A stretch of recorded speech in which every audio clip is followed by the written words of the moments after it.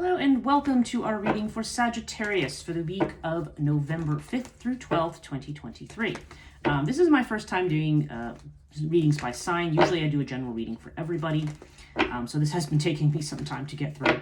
But Sagittarius, this could be if you are a sun sign of Sagittarius, if you have Sagittarius rising, Sagittarius moon, or some other significant placement where Sag is very prominent in your chart. If you have seen your own astrological chart and you feel that this applies to you. If you're new to this channel, welcome. Glad to have you here. I hope this reading is helpful for you. And for those of you who are returning, thank you so much for returning and coming back. Those not familiar with my method, I use the cartouche cards to do a horoscope spread. So we are going to look at your week by astrological house. And then we are also going to look at it through tarot, using the Aquarian tarot this week. So I'm going to lay our cards out and see what influences are going on in your energy for this week. And this covers all areas of life, finance, love, job, personal transformation, everything. So, so we are definitely getting there with this. Okay. And let's see what we have from tarot.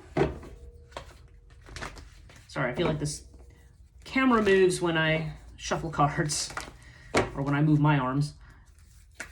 Okay, so what does Aquarius need to know? Okay, we've already got two here. Oh, that's interesting.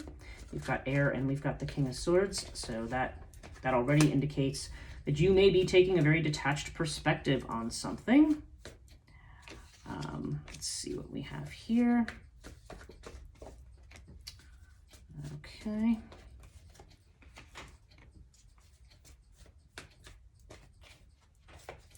Oh, that looks good.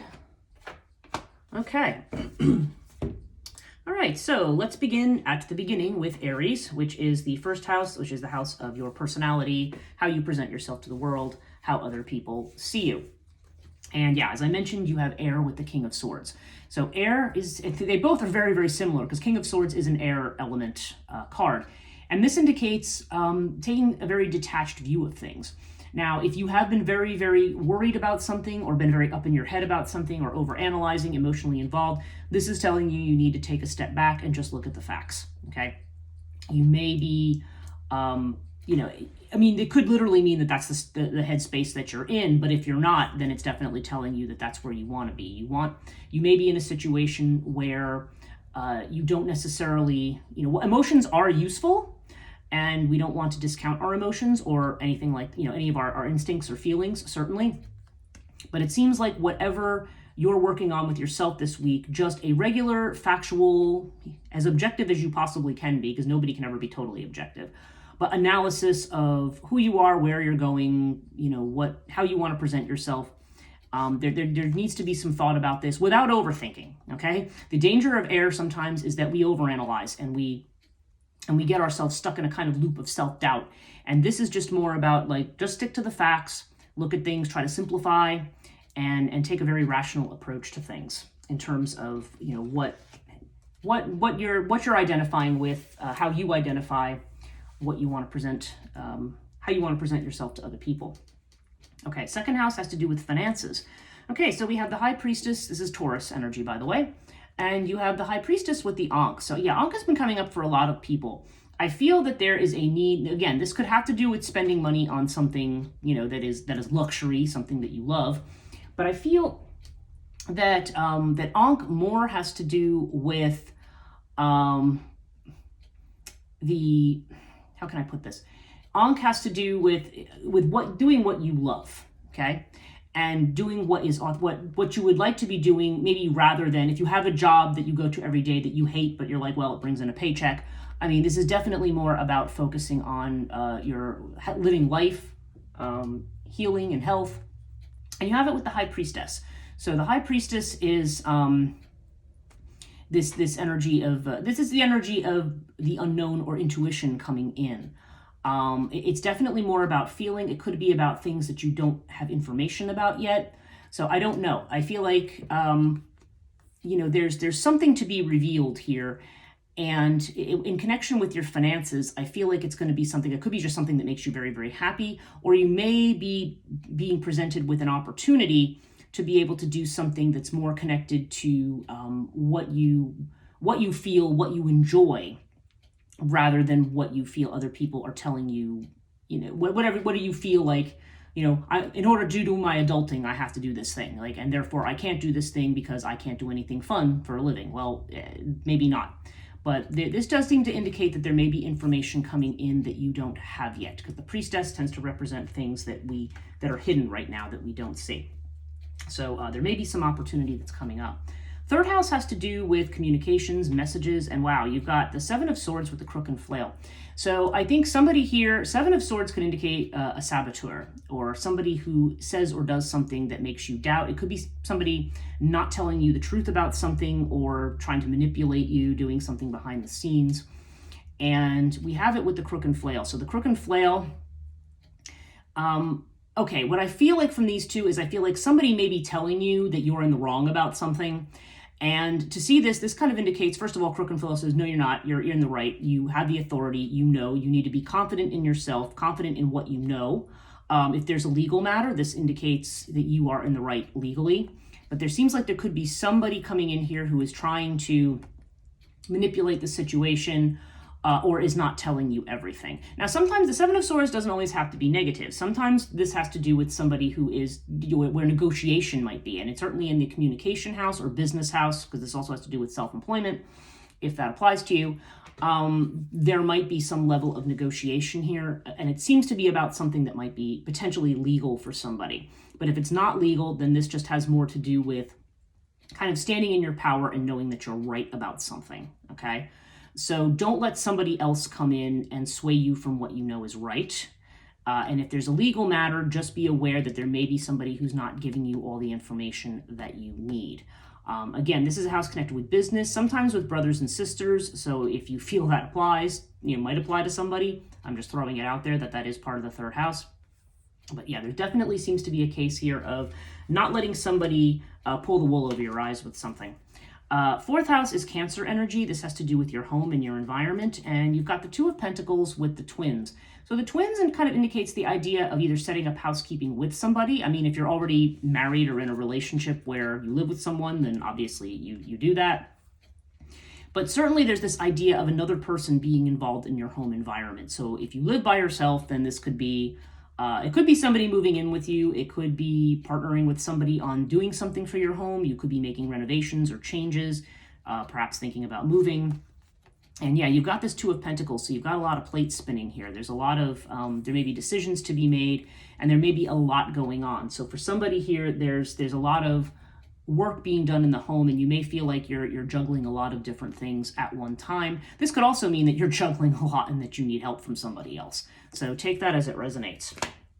Fifth house is Leo energy, and Leo, this has to do with creativity, love affairs, and also potentially children, if that applies to you.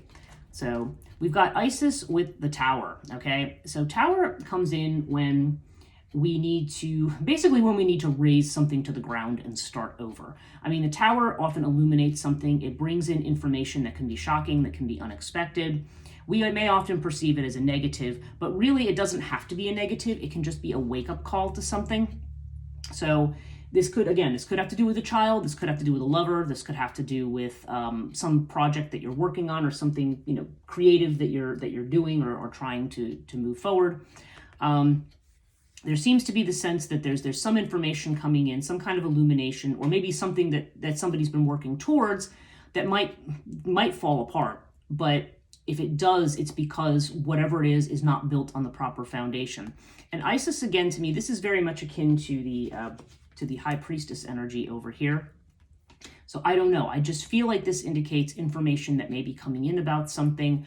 But Isis has a very nurturing and loving kind of energy. So whatever is happening, it's really a compassionate energy. And I feel like it's happening for the best. Like there's something, either there's a relationship that needs to end, or something that needs to be acknowledged with a child, or something that, maybe you've been doing that maybe you need to shift gears or do something different. But whatever it is, I feel like it's something trying to move you onto a new pathway, and it may be something related to something that you're not able to see at this point in time. But just, but have patience with the process. Sixth house is to do with Virgo energy. This has to do with health, a job that you might have, and also worry. If you feel worry about things, it's a house of worry and anxiety. And for some people, it has to do with domestic animals. And yeah, when I see Sphinx, Sphinx does sometimes have to do with something to do with animals. Somebody could have a sick animal. But there seems to be this idea of being passive and hanging back. This can literally mean an illness, being it's in the house of health. So somebody could have, and it doesn't have to be a serious illness. Somebody could have a cold or a virus or flu, hopefully not COVID or RSV or any of those horrible things, or anything else horrible. But nonetheless, there just seems to be this idea of maybe needing to take time out. So for some people that might apply. They might be a little, or you might be run down emotionally. It might not be physically. Okay, but there definitely seems to be this feeling this need to pull back for some reason, either in a job situation or because maybe you have been feeling a bit under the weather. So yeah, so there definitely seems to indicate that you might need to take some time out for yourself to recover mentally or physically from something. Okay, seventh house has to do with Libra energy. This has to do with relationships. This could be a marriage. This could be a legal partnership of some kind, a business partner. And we have the Knight of Wands with fire. Okay, now Knight of Wands or Knight of Rods in this particular deck is definitely this represents a fire sign. So for some people, this could indicate a partnership with a fire sign person, which would be Aries, Leo, or yourself, Sagittarius. It could be another Sag. But there's definitely this sense of wanting to move ahead. There's an impatience here. Now, Knight of Wands sometimes in the relationship house can indicate maybe somebody who says they have serious intent, but could be a player.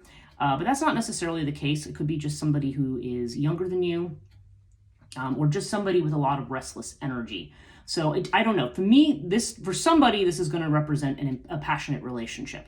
Okay, one where there's a lot of intensity of feeling. And when the Knight of Wands always comes up here, there's always a sense of, be careful with that intensity. You don't want to go driving off into a brick wall somewhere. You want to, intensity can be good, but there, you need to be careful here. Now, if you're already in a serious relationship and this kind of thing doesn't apply to you, this may be that there is a need to move or change something. Or with fire, there could be a need to quote unquote burn something up, to get rid of something that maybe is been a problem, or maybe a lack of communication, or maybe just something toxic, difficult, some kind of an obstacle that needs to be sorted out and gotten past. But definitely these cards suggest movement. For some people, it could even suggest travel of some kind or a trip. Okay, eighth house, we have Scorpio energy. And this is a house of transformation. And yeah, it's interesting because you have Thoth in the house of transformation. So this for you, this seems to be, not everybody believes in the concept of karma, but this is definitely their idea of something, divine timing. And again, people hate that phrase too, but it's hard to come up with a better one. It's just more the idea that something is happening at the right time, when it's supposed to. So it could be some kind of change you've been waiting for that now is getting ready to come into play. This could be the results of actions or karma, like I said. It could also just be that there needs to be a time for healing of some kind. And we have it with the Queen of Rods or Queen of Wands. So this is actually, again, another fiery energy. This is the idea of taking charge, of being seen, of being admired. So for me, I feel like for some of you, this is just your time to shine. If you feel like you've been in the background, you may be moving into a space now where you are going to be seen and appreciated for what it is that you do. Ninth house is Sagittarius energy, your energy, and this has to do with higher ed, expansion of your knowledge in a deeper way, not just a superficial way, and also potentially with long distance travel. And yeah, this is the second time Urias has shown up here. So there could be an unexpected trip in the offing. There could be something connected with school or education that may catch you off guard or take you by surprise. Or this could just be that, you have some kind of profound or unexpected experience that changes the way you look at life. That is also possible. Now we have it with the Three of Rods. So to me, there definitely seems to imply something long distance or perhaps overseas, because because the Three of Rods is usually somebody looking out over the ocean. So there's the idea of looking out to someplace far away or to another horizon. So to me, looking at those two together, there could be some kind of an opportunity, there could be a collaboration, but there's something coming up here in which you have this chance to move forward, perhaps with somebody, and it may be some kind of an opportunity coming in. Again, it could be to travel, it could have to do with schooling of some kind. I mean, if you happen to be a teacher, this could have to do with teaching, but it seems like there could be some kind of unexpected opportunity that's coming in here for you related to that in some way. Okay, 10th house, this is Capricorn energy, okay? And it's funny, you've got the devil, which is Capricorn, in this house. And you've also got Seth, which is also Capricorn. So yeah, lots of Saturn energy here. When Seth shows up, this could indicate obstacles, problems, or worries, or anxieties surrounding your career or your reputation or something like that. And you have it with Anubis. So again, there's this idea of feeling like you need to protect something, protect your job, protect your assets, protect your reputation. Maybe if you're working on something and you feel that you're running into obstacles or people are against you, then maybe you feel like you need to defend yourself in some way. But there's definitely a sense of protection. Anubis, though, this also jumped into my head. Anubis also has to do with not deceiving yourself. So I feel like you may be at odds with somebody about something, and this is saying you're not deceiving yourself about either what's going on or about what you think the appropriate solution is to a particular issue or something like that. And this is definitely the sense of knowing that you're right about something and also being protected. Now with the devil, this suggests to me an unhealthy attachment. So I feel like for some people, this could mean a job situation that has become toxic, and perhaps it is time you may be attached to it because you may say, oh yeah, but I make this money, or, I have this or that. If I stay this long, maybe I'll get this benefit. I mean, you're staying attached for some kind of a reason that you feel attached to this place. And this may be saying it's time to think or rethink about where you are. It may be time to, I feel like looking down here at the 6th house, I mean, health could be affected here. Maybe you're more stressed out about something than you realize. And again, when I look also over here at the Ankh in your 2nd house, there definitely seems to be this idea of choosing life. And I don't mean that in the pro-life sense. I mean that in the sense of choosing, choosing your life, choosing to live your life rather than be trapped in a situation where you are unhappy and where perhaps you are excessively stressed out. So at least for some people, there could be some issues around a job that are very, very stressful. And now it doesn't necessarily mean you're going to leave your job. For some people, it could just mean that there are some bad or toxic situations that you need to deal with. Okay, so keep that in mind. Yeah, and this is nice because in the 11th house, you have the Aquarius energy, you have Hathor, and you have the Star. Now, Star, I love the Star in this deck. Star that's the house of friendships and hopes and wishes. And the Star is the wish card in the wish house. So to me, when that card shows up there, you have a chance to achieve your dreams. You have a chance to make a fresh start with something or to move towards what you want. And Hathor, I mean, this for some people, this could indicate a wish that is more, I don't know, I'm going to say more domestic in nature. Hathor has a very strong, like, Empress feel, like domestic feel, like wanting to do more self-care, wanting to maybe stay at home, maybe you want to spend more time with family rather than, working 70 hours a week or whatever it is. There can be that component, but Hathor can also indicate a female friend or somebody who identifies as female who might be coming in and somehow giving you advice or showing you the way to achieve what your goal is.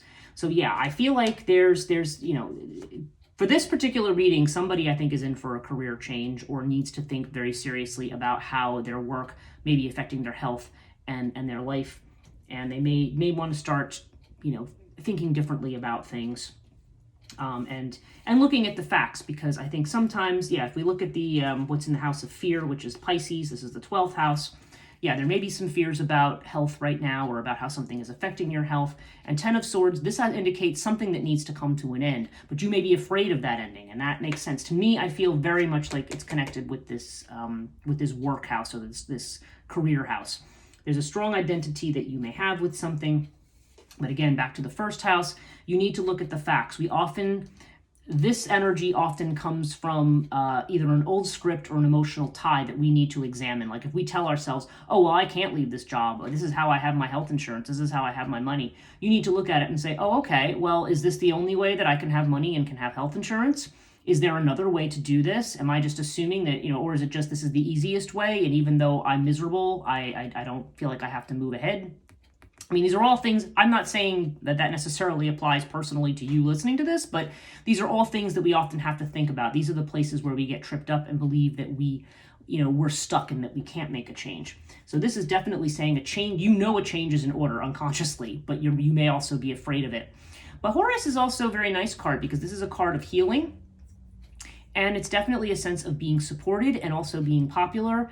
And I feel like wherever it is, whatever direction you want to move in, I feel like you're going to have the support. So, don't be afraid of change here. Overall, we have Sirius with the Three of Cups. Yeah, okay. Sirius is about thinking outside the box, doing things differently. There can be some elbow grease and some effort that's involved, and maybe we're, balking a little bit at having to make that effort. But it seems to me that, taking a different perspective on something is going to do a lot for you. Expand your horizons. Don't think about things just in terms of, oh, gee, I wish I could change, but, I have to, I'm stuck because of X, Y, and Z. Three of Cups also indicates expand your network. Go out and socialize more. Enjoy your life more. Spend time with friends. But also, again, there's this idea of expanding your network. Being I'm seeing the Three of Rods here, I also feel like with that other three, expanding your network through travel would also not be a bad idea, or going back to school if that applies to you. But yeah, there's definitely this sense of wanting to get out of your bubble, so to speak. Try to get out, get the perspectives of other people, try to broaden your own perspective. Because I feel like this is saying it's time for you to make a life change that's going to be satisfying to you. That's it for you this week. Thanks for joining me, and hope to see you next week.